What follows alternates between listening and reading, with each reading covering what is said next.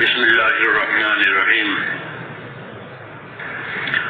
الحمد لله نحمده ونستعينه ونستغفره ونؤمن به ونتوكل عليه ونعوذ بالله من شرور أنفسنا ومن سيئات أعمالنا. من يهده الله فلا مضل له ومن يضلله فلا هادي له. ونشهد أن لا إله إلا الله وحده لا شريك له ونشهد أن سيدنا ومولانا محمدا عبده ورسوله صلى الله تعالى عليه وعلى آله وصحبه وبارك وسلم تسليما كثيرا كثيرا. أما بعد فأعوذ بالله من الشيطان الرجيم. بسم الله الرحمن الرحيم. فمن أحسن قولا ممن دعا إلى الله وعمل صالحا وقال إنني من المسلمين. صدق الله العظيم.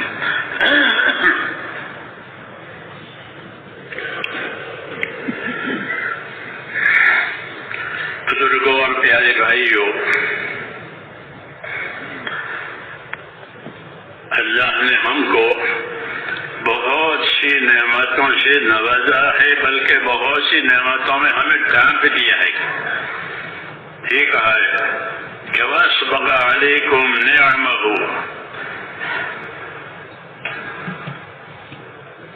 کہ نعمتوں سے تمہیں ڈھانپ دیا ہے.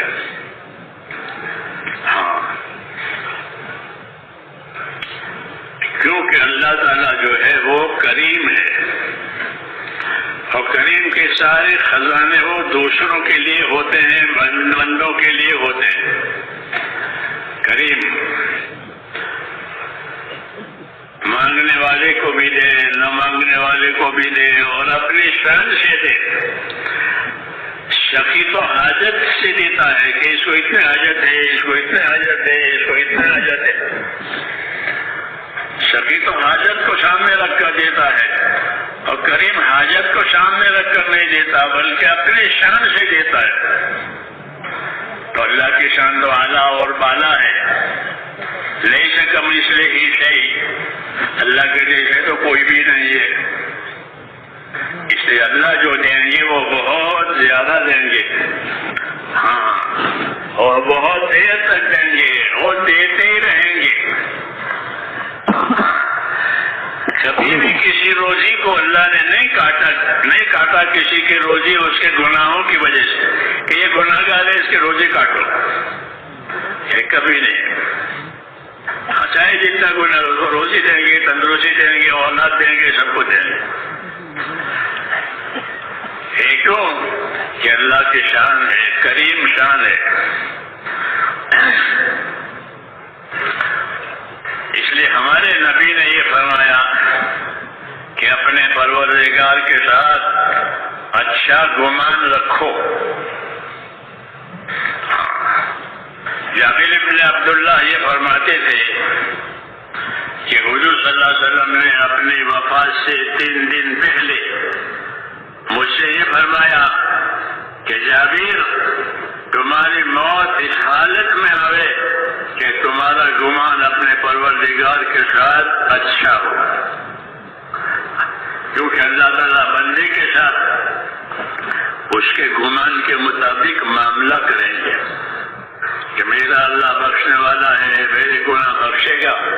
ہاں، اور وہ بخشوانے کے لیے کوشش کرے تو اللہ اس کو بخش دے گا، چاہے جتنا گنہگار ہو، چاہے جتنا کفر نہ کیا ہو، شرک نہ کیا ہو، تو چاہے جتنا بھی گنہگار ہو کہ اس کی بخشش ہو جائے گی. اللہ تعالیٰ بخشیں گے اپنے کرم سے. کیا یہ اللہ کی شان ہے، کیونکہ مخلوق کو اللہ تعالیٰ نے اس لیے پھیلایا اور بنایا ہے کہ ان پر اپنا کرم ظاہر کرنا ہے. حکومت کرنے کے لیے جنتوں کو انسانوں کو نہیں بھیجا گیا. ہاں، جسے ریت کی وجہ سے آدمی راجا ہوتا ہے، ریت نہ ہو تو کیا راجا؟ ایسا نہیں ہے. اللہ تو مالک الملک ہے اور ملک ہے، چاہے کوئی ہو چاہے نہ ہو. اللہ کی ذات پاک ہے حاجت سے. سارے جنات انسان مل کر عبادت کریں تو اللہ بڑا دیر ہو جائے گا. اور اگر سارے کے سارے ہڑتال کریں تو اللہ چھوٹا نہیں ہو جائے گا. اس کے ذات بے نیاز ہے, اس کو کسی کی پرواہ نہیں ہے.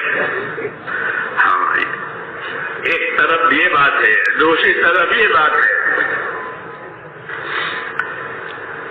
کہ اللہ تعالیٰ بندوں کے ساتھ اپنے گمان کے مطابق معاملہ کریں گے.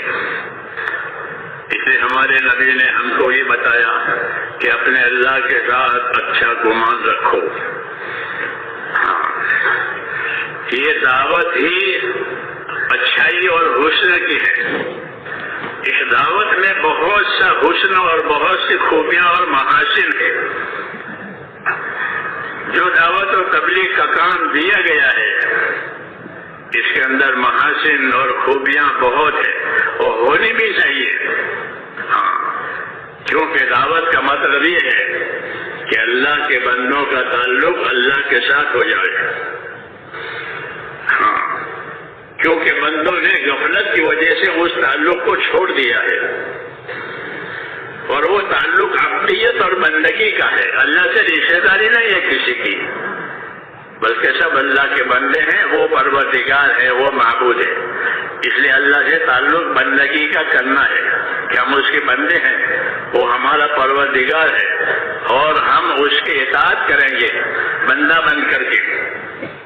جی ہاں, کیونکہ اطاعت کے لیے ہی پیدا ہوا ہے اور اطاعت کے لیے ہی نبی آتا ہے. نبی آ کر کے اطاعت سکھاتا ہے. ہاں, کہ اللہ کے اطاعت کرو, اللہ کے رسول کے اطاعت کرو, اپنے ذمہ داروں کے اطاعت کرو.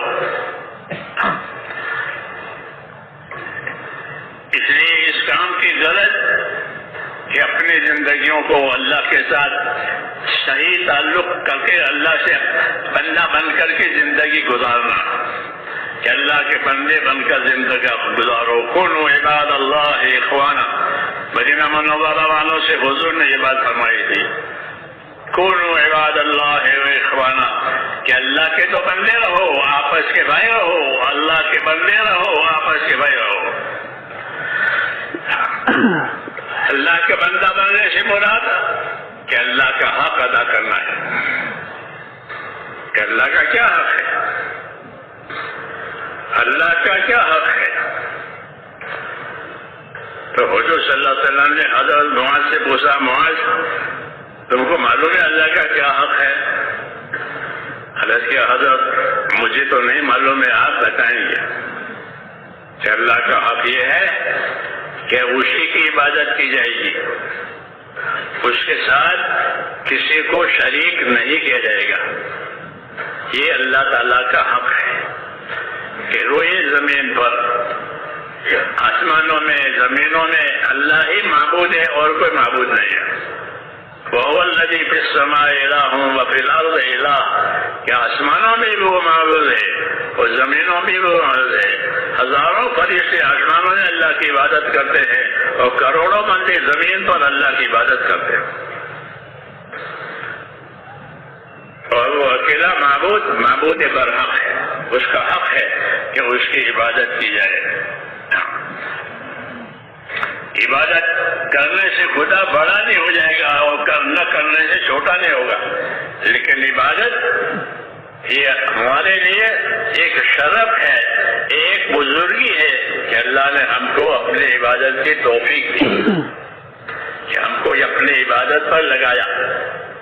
ہاں, اپنی عبادت پر لگایا, اپنے طاعت پر لگایا. یہ اللہ کا احسان ہے. جی ہاں, کیونکہ یہ اللہ ہی کی طرف سے ہوتا ہے, بندے کی طرف سے نہیں ہے. اگر اللہ تعالیٰ ہماری اعانت نہ کرے تو زمین پر اتنے شیاطین ہیں ہم کو برباد کرنے والے جس کی کوئی حد نہیں ہے.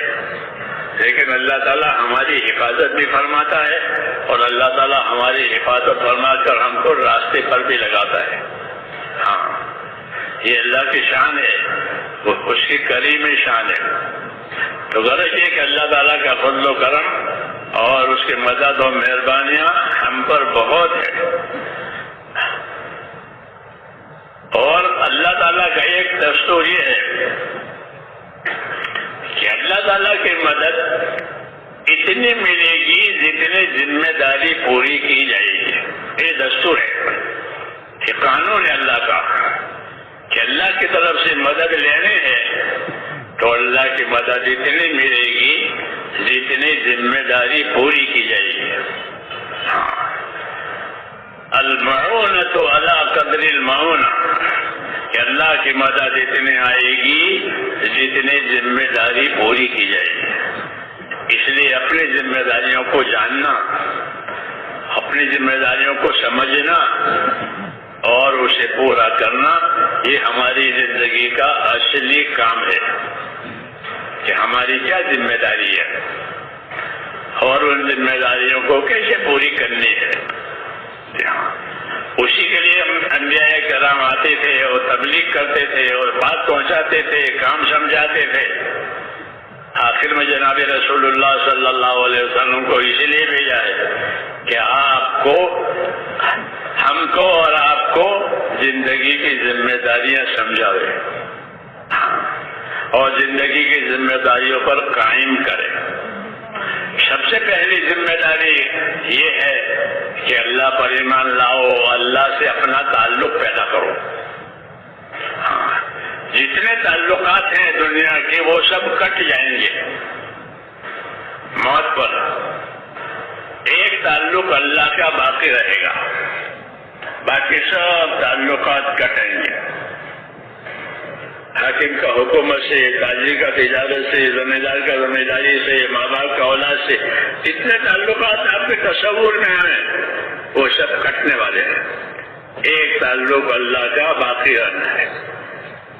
پھر ان تعلقات کی دو قسمیں ہو جائے گی. ایک قسم اس تعلق کی ہوگی کہ اللہ سے تعلق تو رکھا ہے مگر ناراض کرنے کا تعلق ہے. جیسے ماں باپ کے اولاد میں بعض اولاد ہے کہ وہ اولاد ہے، اولاد کا تعلق ہے لیکن وہ ماں باپ کو ناراض کرتے ہیں. اور ایک قسم اولاد کی وہ ہے کہ وہ ماں باپ کو ماں باپ بھی جانتے ہیں اور ماں باپ کو راضی بھی کر رکھتے ہیں اور ماں باپ کی خدمت بھی کرتے ہیں، ان کا حق ادا کرتے ہیں. تو ایسے بندوں میں بھی دو قسم ہیں. هو الذی خلقکم فمنکم کافر ومنکم مومن. اللہ نے تم سب کو پیدا کیا ہے کہ تم میں کچھ لوگ تو کافر ہو گئے، اللہ کے حق سے انکار کیا، اس کے حقوق کو چھپا دیا، ادا نہیں کیا. اور کچھ وہ لوگ ہیں جو اللہ کی باتوں پر یقین لا کر کے اپنے آپ کو اللہ کا پابند کیا. ذرا دو حصے ہو گئے، ایک ایمان والوں کا حصہ اور ایک غیر ایمان والوں کا حصہ. یہ نظام الہی ہے. اس لیے نبیوں کے ذریعے سے ایمان والے حصے کو اور ایمان والے کام کو آگے بڑھایا جاتا ہے کہ اپنا تعلق اللہ تعالیٰ سے صحیح کرو. اور صحیح کرنے کے لیے ایک تو ایمان ہے کہ اللہ پر ایمان لاؤ کہ وہی ہے عبادت کے لائق اور کوئی عبادت کے لائق نہیں ہے. اسی کے ہاتھ میں سارے مسائل کا حل ہے، اسی کے ہاتھ میں حیات اور موت ہے. حالات بھی اس کے قبضے میں ہے، اسباب بھی اس کے قبضے میں ہے، اسباب کی تاثیر بھی اس کے قبضے میں ہے، سب اس کے قبضے میں ہے. الا لہ الخلق والامر، الا لہ الخلق والامر. یاد رکھو مخلوق بھی اللہ کی اور فیصلہ بھی اللہ کا، کسی کا کچھ نہیں. ساری مخلوق ہے، زمین آسمان پہاڑ ہم سب، یہ سب مخلوق ہے. یہ مخلوق کس کی ہے؟ کہ اللہ کی. اور فیصلہ کس کا اس مخلوق پر؟ کہ اللہ کا. نفع کا، نقصان کا، آبادی کا، بربادی کا، ترقی کا، تنزلی کا، یہ سب فیصلے مخلوق پر ہوں گے کہ وہ بھی اللہ کے. الا لہ الخلق والامر. یاد رکھو مخلوق بھی اللہ کی، فیصلہ بھی اللہ، کسی کا کچھ نہیں ہے. یہ توحید ہے. یہ ایک اللہ ہے، اس کے جیسا کوئی نہیں ہے. لیس کمثلہ شیء، اس کے جیسا کوئی نہیں. یہ تو اللہ کی تعریف ہو کرائی، اللہ کی معرفت کرائی. دوسری بات کہ اللہ کے حقوق بتائے کہ اللہ کا کیا حق ہے. کہ اللہ کا حق یہ ہے کہ اس کی عبادت کی جائے گی اور کسی کی عبادت نہیں ہوگی، اس کی عبادت میں کسی کو شریک نہیں کیا جائے گا. ہاں یہ توحید کہتے ہیں. یہ ہمارے پاس امانت ہے. ہمارے سینوں میں توحید، ایک اللہ کو ماننا، ایک اللہ کی عبادت کرنا، اس کے ساتھ کسی کو شریک نہیں کرنا، اپنی ساری حاجتوں میں اس کی طرف متوجہ کرنا، اپنی خطاؤں اور قصور ہو جانے تو معافی کے لیے بھی اس کی طرف متوجہ ہونا، حاجت کے لیے بھی اس کی طرف متوجہ ہونا. یہ تعلیم ہے ہمارے لیے، جو کہ سب کچھ اللہ کا ہے، کسی کا کچھ نہیں ہے. اس لیے اللہ تعالیٰ نے اپنے حقوق کے معرفت کے لیے، اپنے حقوق کی پہچان کے لیے دین اتارا نبیوں کے ذریعے سے. دین اتارا، زندگی گزارنے کا طریقہ بتایا. رسول صلی اللہ علیہ وسلم کو آخری دین اور پورے دین کے ساتھ بھیجا ہے. هو الذی ارسل رسولہ بالہدی ودین الحق، کہ اللہ وہ ذات ہے کہ جس نے اپنے نبی کو صحیح عقائد کے ساتھ اور صحیح اعمال کی تعلیم کے ساتھ اپنے رسول کو بھیجا ہے. رسول کا یہ منصب ہے کہ صحیح عقیدہ بتاوے، صحیح اعمال بتاوے. چنانچہ رسول نے اپنا کام پورا کر لیا اور الحمدللہ وہ کام بھی دنیا میں پہنچ گیا اور قبول کرنے والوں نے قبول بھی کر لیا. تو رسول کا کام پورا ہو گیا کہ اللہ کی بات اللہ کے بندوں تک چلی جائے. اب ہر بندہ اپنی زندگی میں ایک تو اپنے دین کا ذمہ دار ہے. وَلْتَنْظُرْ نَفْسٌ مَا قَدَّمَتْ لِغَدٍ، یوں کہا میں کہ وَلْتَنْظُرْ نَفْسٌ مَا قَدَّمَتْ لِغَدٍ. ہر آدمی سوچا کرے کہ میں نے آنے والی کل کے لیے کیا تیاری کی ہے. یہ اصلی تبلیغ، باقی سب طریقہ کار ہے کہ آنے والی کل کے لیے کیا تیاری کی ہے. کیوں کہ ہم کو اللہ تعالیٰ نے آخرت کے لیے پیدا کیا. رسول اللہ صلی اللہ علیہ وسلم یہ فرماتے ہیں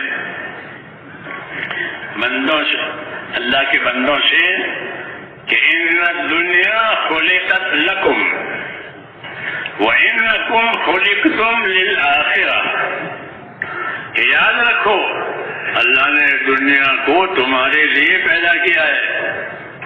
ساری نعمتیں دنیا کی وہ تمہارے لیے ہے. تمام انسانوں کے لیے اللہ نے ساری دنیا کی نعمتیں پیدا کی ہیں، وہ یہی فائدہ اٹھائیں گے.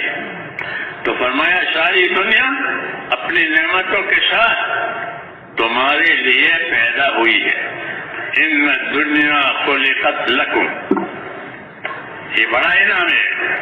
دنیا میں کیا نہیں ہے، سب کچھ ہے، لیکن فرمایا کہ تمہارے لیے پیدا کیا ہے.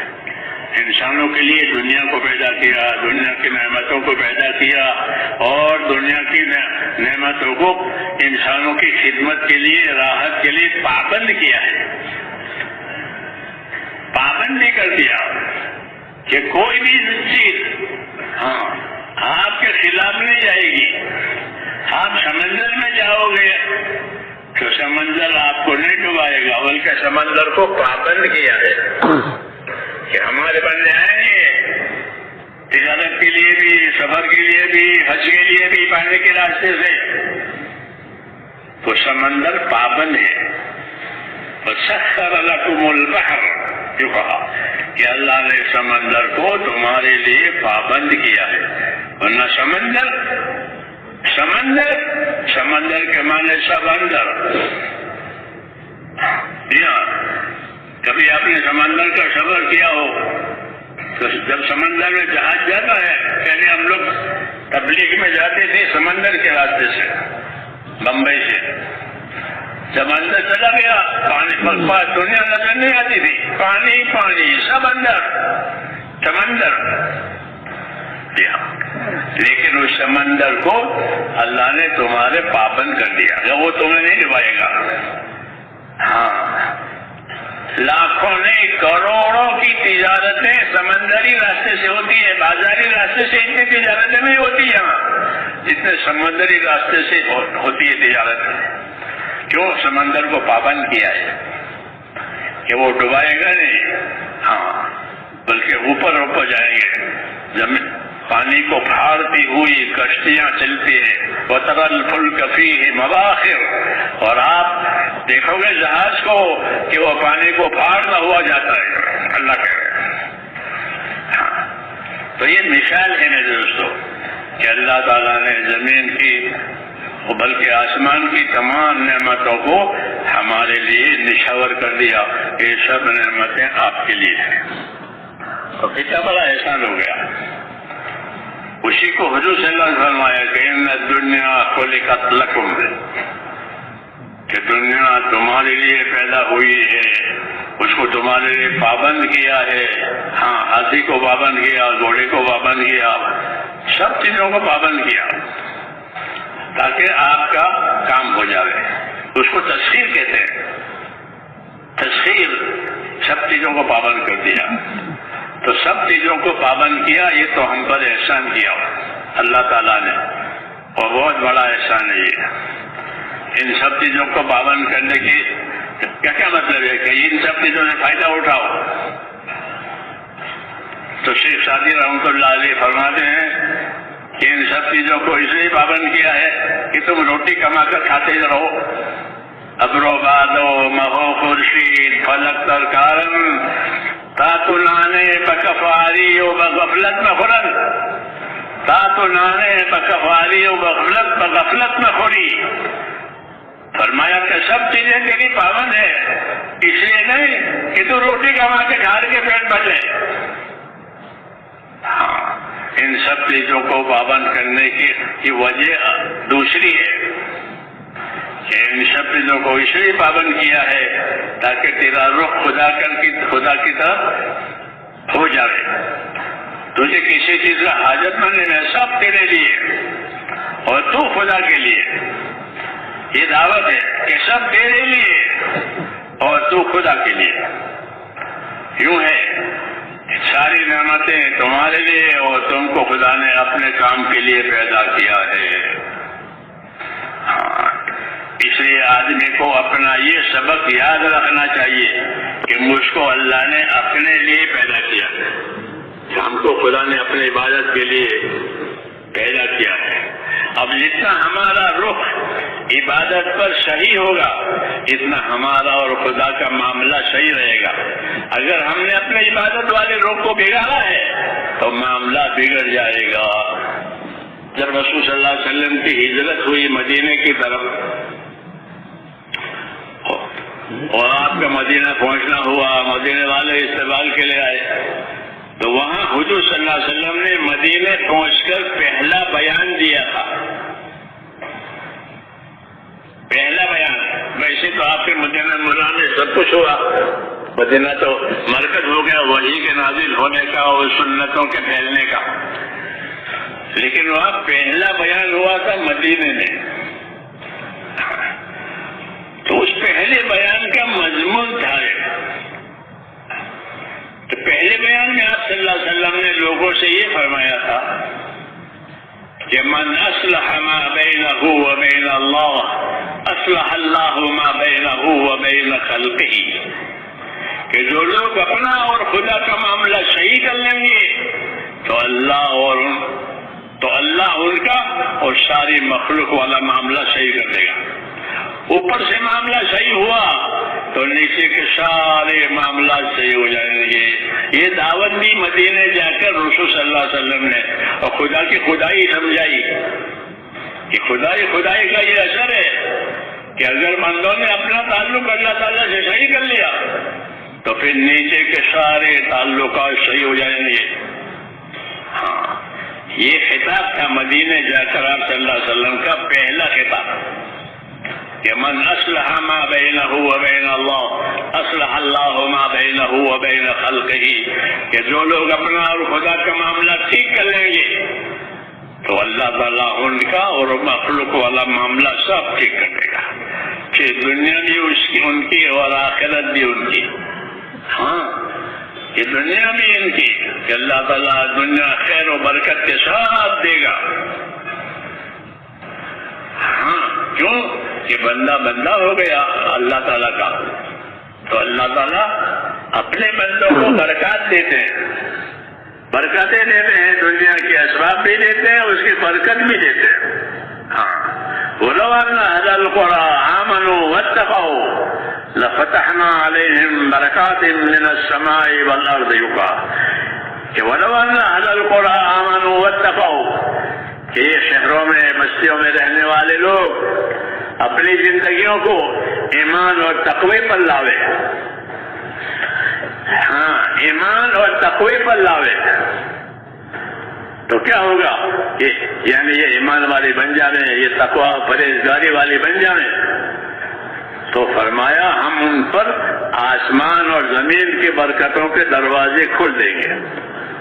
لَفَتَحْنَا عَلَيْهِمْ بَرَكَاتٍ مِّنَ السَّمَاءِ وَالْأَرْضِ کہ آسمان اور زمین کی برکتوں کا دروازہ ان پر کھل جائے گا اگر یہ شہروں والے اپنی زندگی ایمان پر اور تقوی پر لاوے۔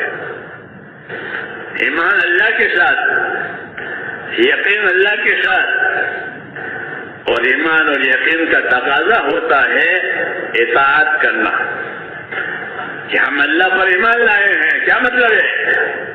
کہ اللہ کی اطاعت اور اللہ کی تابعداری کریں گے، اپنی من مانی نہیں کریں گے، اور کوئی من مانی کرتا ہو تو اس کا ساتھ بھی نہیں دیں گے، اس میں شرکت بھی نہیں کریں گے، ہاں بلکہ اللہ کی اطاعت کریں گے۔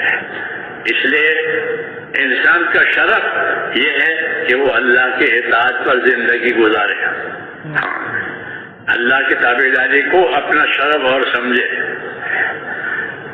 پھر وہ اطاعت کتنی کرنی ہے، کتنی اطاعت کرنی ہے؟ تو حضور صلی اللہ علیہ وسلم نے اپنی دعوت میں، اپنی تعلیم میں ہر چیز کی حد بتائی، ہر چیز کی حد بتائی کہ اتنی ہونی چاہیے، اتنی ہونی چاہیے، جیسے 5 نمازیں ہوئی، زکوٰۃ کا 40واں حصہ ہوا وغیرہ، جیسا عبادات میں، تو کہ اللہ کی اطاعت کا کتنا حصہ ہونا چاہیے، کہ کتنی اطاعت کرنی چاہیے۔ تبلیغ میں نکل کر 4 مہینے اطاعت،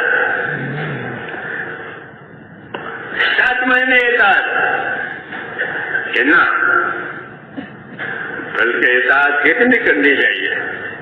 تو حضور صلی اللہ علیہ وسلم اپنی دعاؤں میں ہم کو اس کی بھی تعلیم دیتے ہیں۔ آپ دائی بھی ہیں، آپ معلم بھی ہیں،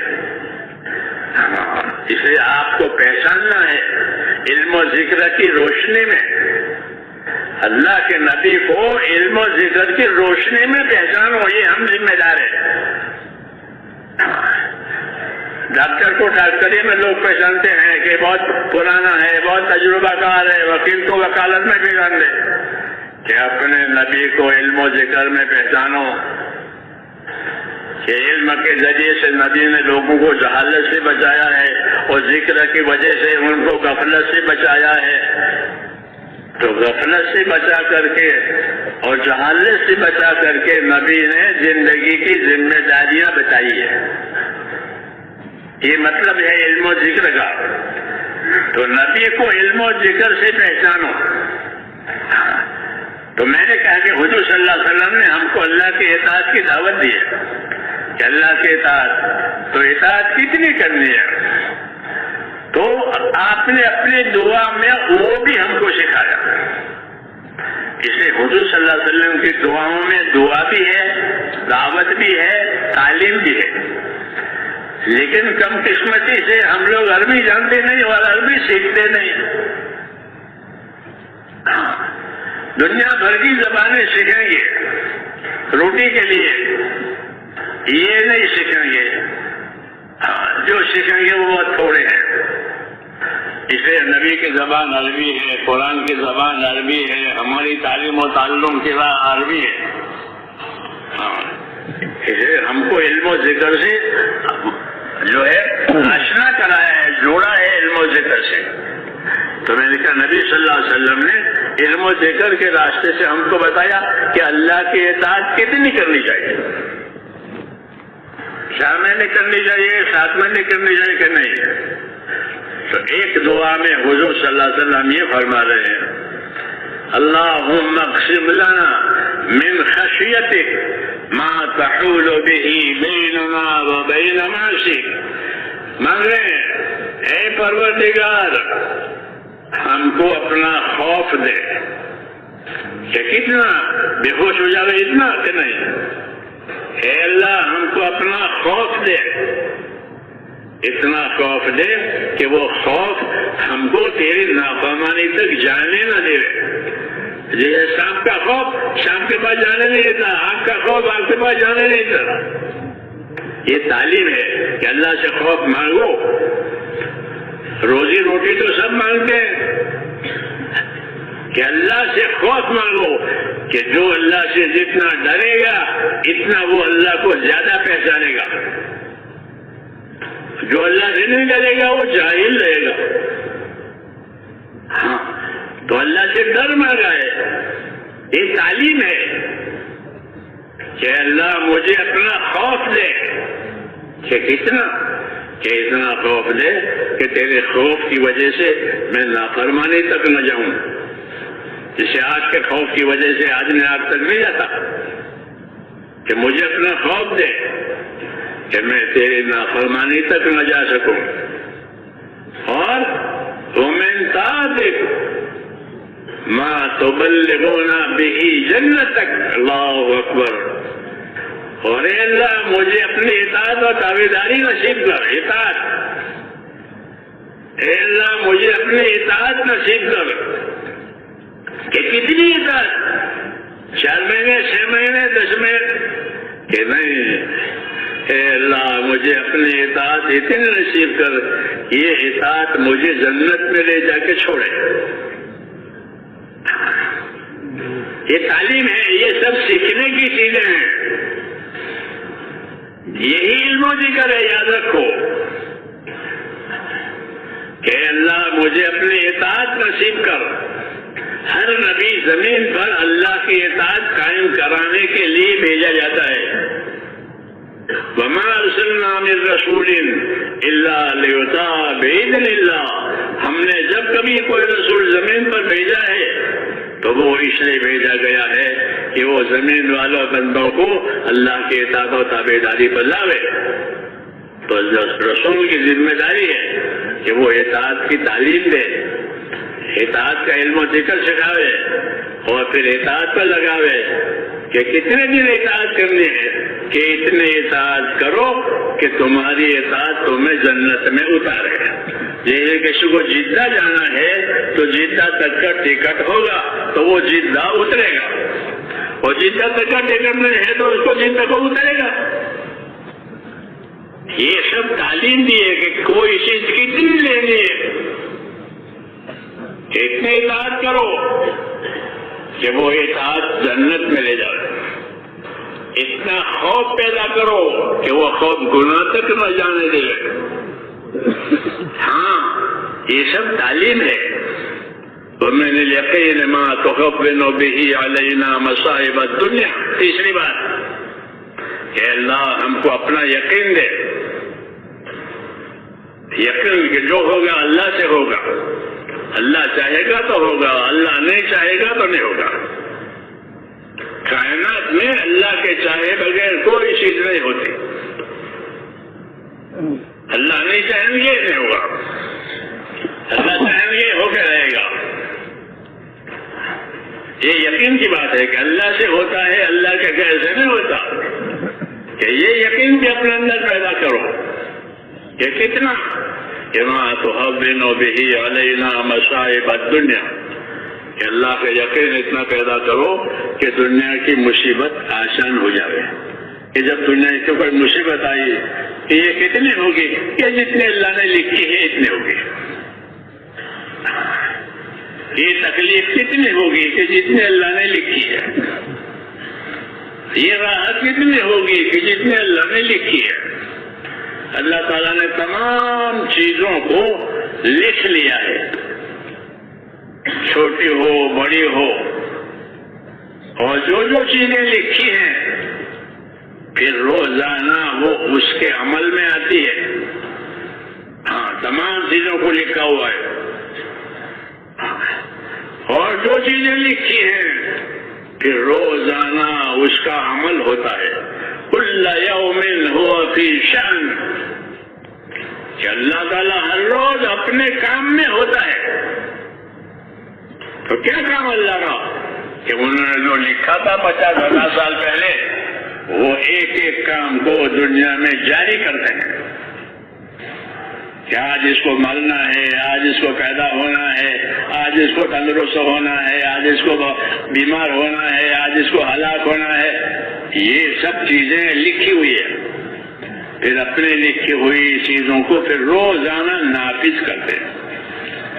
اس سے خدا کی خدائی سمجھ میں آتی ہے کہ زمین آسمان میں کرنے والی ذات صرف اللہ ہے اور کوئی نہیں. اس کو ایمان کہتے ہیں کہ وہ زمین اور آسمان میں وہ ہوگا جو اللہ نے لکھا ہے. اس لیے کہا وَمِنَ الْيَقِينِ مَا تُحَوِّنُ بِهِ عَلَيْنَا مَصَائِبَ الدُّنْيَا. جب کوئی بات ہو گئی کہ بس یہ سب اللہ نے لکھا تھا، ہو گیا کیا بھائی؟ کیوں کہیں اللہ نے لکھا تھا، طے کیا تھا، تو جو اللہ طے کرے گا اس کو کون پلٹے گا؟ تو یہ یقین کہ اس یقین سے وہ مصیبت ہلکی ہو جاتی ہے. اللہ نے لکھا تھا. تو یہ اللہ کے ساتھ تعلق کی بات ہے کہ اللہ کے ساتھ خوف کا تعلق، اللہ کے ساتھ اطاعت کا تعلق، اللہ کے ساتھ یقین کا تعلق. یہ نبیوں کی دعوت میں ہوتا ہے، نبیوں کی تعلیم میں ہوتا ہے. اور اس کو رسول صلی اللہ علیہ وسلم نے اپنی دعاؤں میں، اپنے ارشادات میں، اپنے حدیثوں میں سمجھایا ہے. اس لیے ہمارے دعوت کی اصلی جان جو ہے وہ علم و ذکر ہے. ہاں، علم و ذکر ایسا جیسے ریل کی پٹڑی، پٹڑی نہیں تو ریل بھی نہیں. کہاں ریل کہاں چلے گی؟ ریل پٹڑی کے لیے، پٹڑی ریل کے لیے. ریل پٹڑی کے لیے، اور کسی کام میں وہ پٹڑی نہیں آتی، ریل کے کام میں آتی ہے. کہ ریل پٹڑی کے لیے اور پٹڑی ریل کے لیے. ایسے مسلمان کی دینداری علم و ذکر کے ساتھ، اور علم و ذکر مسلمان کی دینداری کے ساتھ.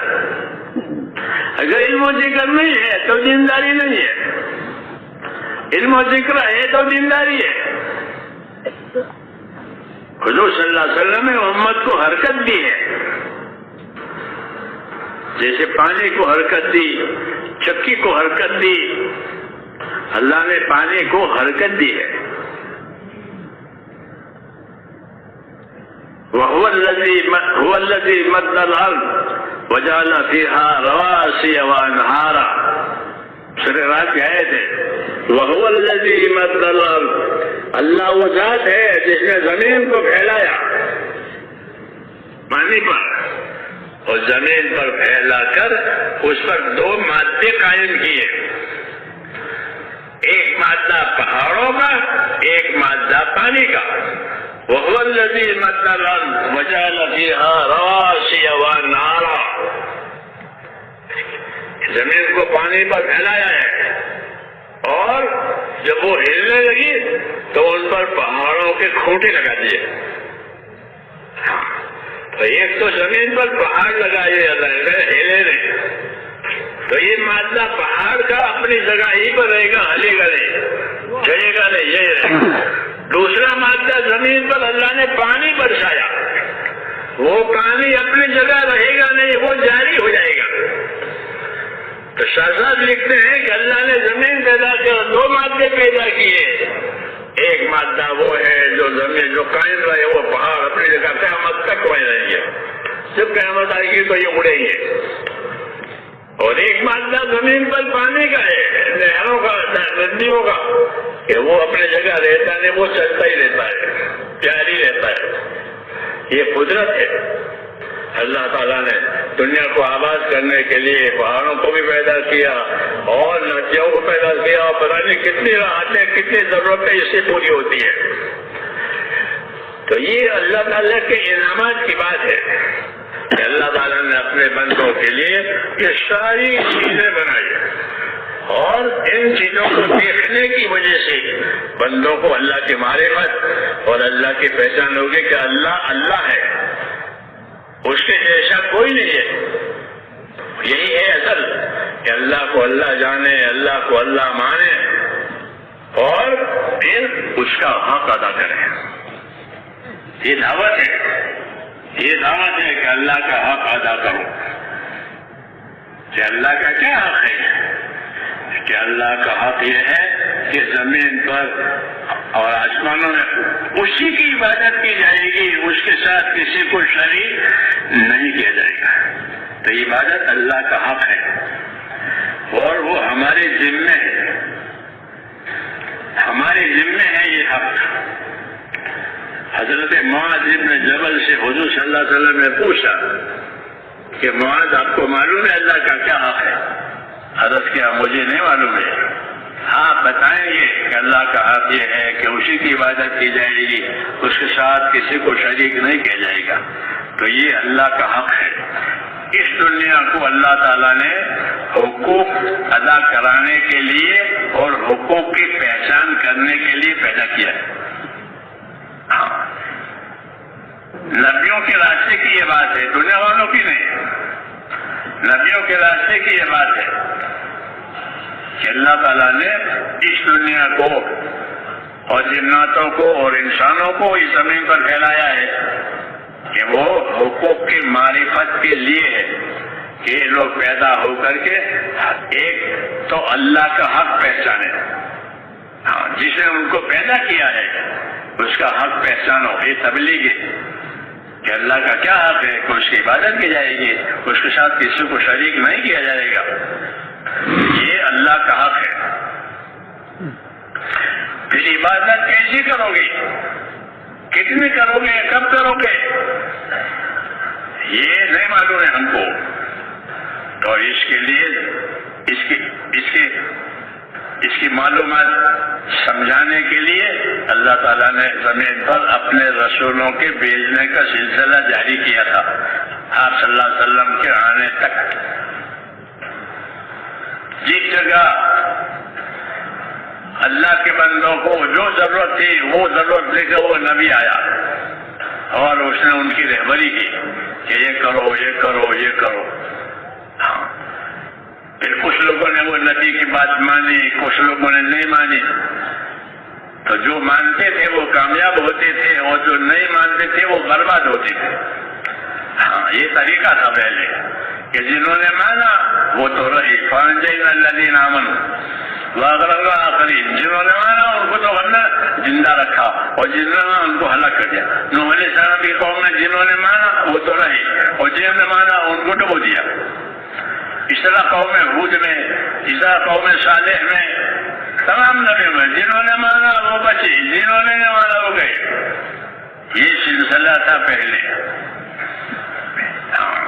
بڑا سخت بات ہے۔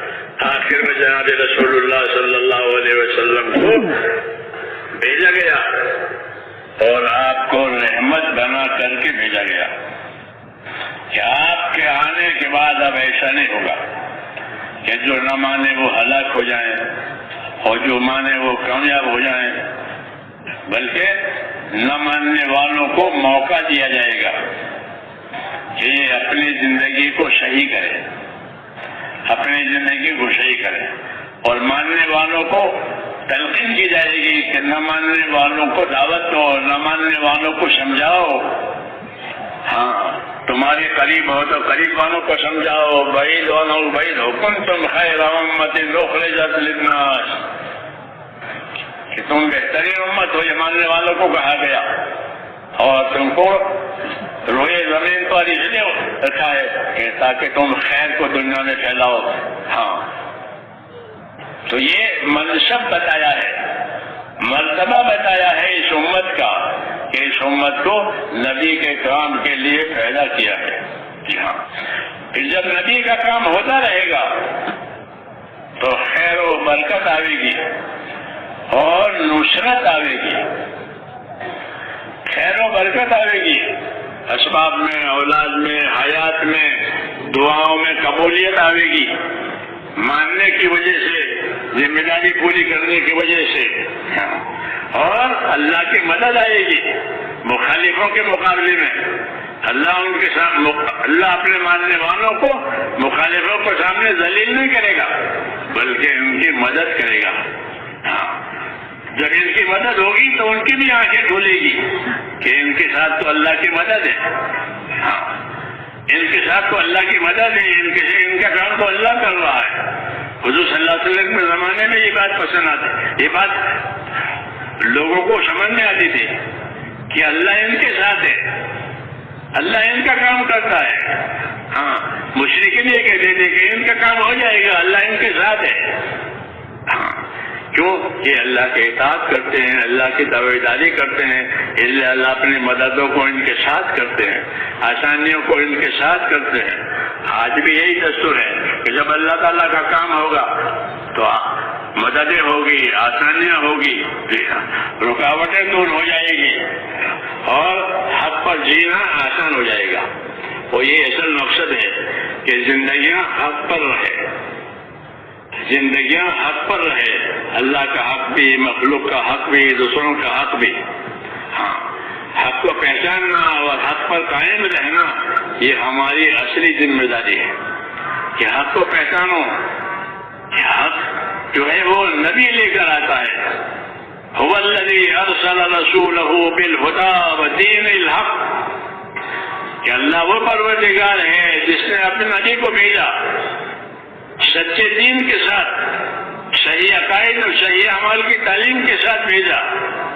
تو اللہ نے اس کام کے لیے حق کے لیے رسولوں کو بھیجا ہے۔ اب ہماری ذمہ داری یہ ہے کہ ہم اپنے رسول کی باتوں کو اپنے دھیان میں لائیں، ہاں اپنے علم میں لائیں۔ اس کو علم و ذکر کہتے ہیں۔ یہ تیسرا نمبر ہے۔ تیسرا نمبر جو ہے وہ ہم کو دنیا والوں سے ممتاز کرے گا۔ باقی کھائیں گے سب، کمائیں گے سب، بچے پیدا کریں گے سب، مکان بنائیں گے سب، اس میں سب شریک ہے، لیکن ہم کو دنیا والوں سے اللہ ممتاز کرے گا۔ کس بارے میں؟ اس بارے میں، ہاں، هو الذی ارسل، کہ اللہ تعالیٰ نے ایمان والوں پر لقد من اللہ علی المؤمنین اذ بعث فیہم رسولا، کہ اللہ نے ایمان والوں پر احسان کیا ہے کہ ان کے لیے رسول بھیجا۔ ہاں، تو احسان تو سب پر ہے، لیکن ایمان والوں کو ایمان دے کر ان کے اندر اتنی صلاحیت پیدا کی کہ ایمان والا اپنے ایمان کی وجہ سے اپنے رسول کی تابعداری کرے گا۔ وہ جب اپنے رسول کی تابعداری کرے گا تو اللہ کا دستور ہے کہ رسول کی تابعداری کرنے والوں کی اللہ مدد کرتا ہے۔ یہ اللہ کا فیصلہ ہے۔ اِنَّا لَنَنْصُرُ رُسُلَنَا وَالَّذِينَ آمَنُوا فِي الْحَيَاةِ الدُّنْيَا وَيَوْمَ يَقُومُ الْأَشْهَادُ، کہ ہم مدد کرتے ہیں اپنے رسولوں کی۔ اللہ کہہ رہے ہیں، یہ اللہ کی سنت ہے کہ جب کبھی زمین پر اللہ نے رسول بھیجا ہے تو اس رسول کی اللہ نے مدد کی ہے۔ کیوں؟ کہ لوگ اس رسول کی مخالفت کرتے ہیں، لوگ اس رسول کے ساتھ دشمنی کرتے ہیں۔ ایک عام قاعدہ ہے کہ جب رسول آتا ہے تو اس کے دشمن کھڑے ہو جاتے ہیں، اور دشمن وہ لوگ ہوتے ہیں جن کی زندگیاں بری ہوتی ہے۔ وَكَذَلِكَ جَعَلْنَا لِكُلِّ نَبِيٍّ عَدُوًّا مِّنَ الْمُجْرِمِينَ وَكَفَىٰ بِرَبِّكَ هَادِيًا وَنَصِيرًا۔ یہ بہت بڑا اعلان ہے یہ اللہ کا کہ ہم نے ہر نبیوں کے لیے یہ کیا ہے کہ ان کے ساتھ دشمنی کرنے والے بھی ہوں گے، ابو جہل اور ابو لہب اور اس کی پارٹی، یہ نبی کے دشمن ہے۔ اس طرح جب نبی کوئی جب کسی زمانے میں آیا تو ان کے دشمن بھی کھڑے ہو گئے دشمنی کرنے کے لیے۔ تو كَذَلِكَ جَعَلْنَا لِكُلِّ نَبِيٍّ عَدُوًّا مِّنَ الْمُجْرِمِينَ، مجرم اور بدماش قسم کے لوگ کھڑے ہو جاتے ہیں نبیوں کی دشمنی کے لیے۔ تو اللہ کہتے ہیں کوئی پرواہ نہیں، وَكَفَىٰ بِرَبِّكَ هَادِيًا وَنَصِيرًا۔ اپنے نبی کو سنایا اللہ نے کہ ہر نبی کے ساتھ مجرموں نے، بدماشوں نے دشمنیاں کی ہیں، وہ ہوگی آئندہ بھی، کہ کوئی بات نہیں۔ کیوں؟